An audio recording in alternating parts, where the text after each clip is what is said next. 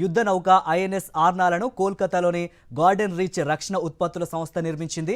77 మీటర్ల పొడవు, 1490 టన్నుల బరువుతో ఉంటుంది ఐఎన్ఎస్ ఆర్నాల. ఆత్మ నిర్భర భారత్లో భాగంగా పూర్తి స్వదేశీ పరిజ్ఞానంతో దీని నిర్మాణం జరిగింది. దీనిపై పూర్తి సమాచారం మా ప్రతినిధి నరేష్ అందిస్తారు.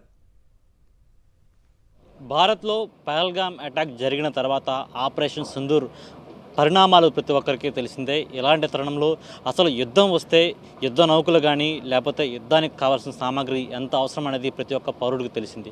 అయితే ఇలాంటి సమయంలో తూర్పు నావికా దళం సంబంధించి ఒక కొత్త రీతిలో, వినూత్న రీతిలో, అత్యంత సాంకేతిక పరిజ్ఞానంతో రూపొందించిన ఐఎన్ఎస్ ఆర్నాలను ఈరోజు జాతికి అంకితం చేశారు.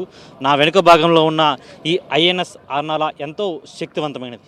ఇప్పటికే నేవీకి సంబంధించి, ఇండియన్ నేవీకి సంబంధించి అనేక విపత్తుల సమయంలో, యుద్ధ సమయంలో కావచ్చు, పూర్తిగా అనేక చోట్ల కూడా ఐఎన్ఎస్ ఆర్నాల లాంటి ఐఎన్ఎస్ విక్రాంత్ కావచ్చు, లేకపోతే అనేక చోట్ల అనేక పోర్టుల దగ్గర ప్రాంతంలో కూడా, అంటే ముఖ్యంగా బోర్డర్స్ ప్రాంతంలో ఎంతో శక్తివంతమైన వెపన్స్ తోటి ఇండియన్ నేవల్ షిప్స్ అత్యంత పరిజ్ఞానం ఉపయోగించి అనేక చోట్ల ఉపయోగించింది. అయితే ఇలాంటి తరుణంలో ఈరోజు ఐఎన్ఎస్ ఆర్నాలను జాతికి అంకితం చేశారు.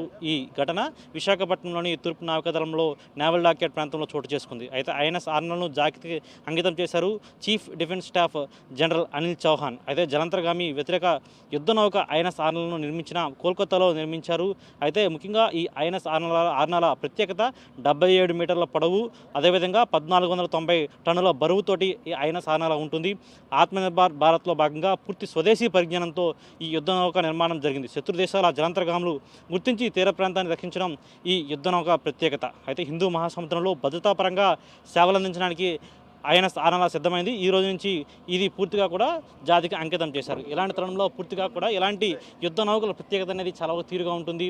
అయితే టార్పిడో లాంచ్ చేయడంలో ఎప్పటికప్పుడు కూడా ఇండియన్ నేవీ లాంచ్ చేసే ప్రతి ఒక్క టార్పిడోకి సంబంధించిన ఎప్పటికప్పుడు పెను మార్పులు చోటు చేసుకుంటున్నాయి. అందులో భాగంగా ఈ ఐఎన్ఎస్ ఆర్నాల ప్రత్యేకంగా కూడా టార్పిడో లాంచ్ చేయడంలో అత్యంత వేగంగా ఉంటుంది.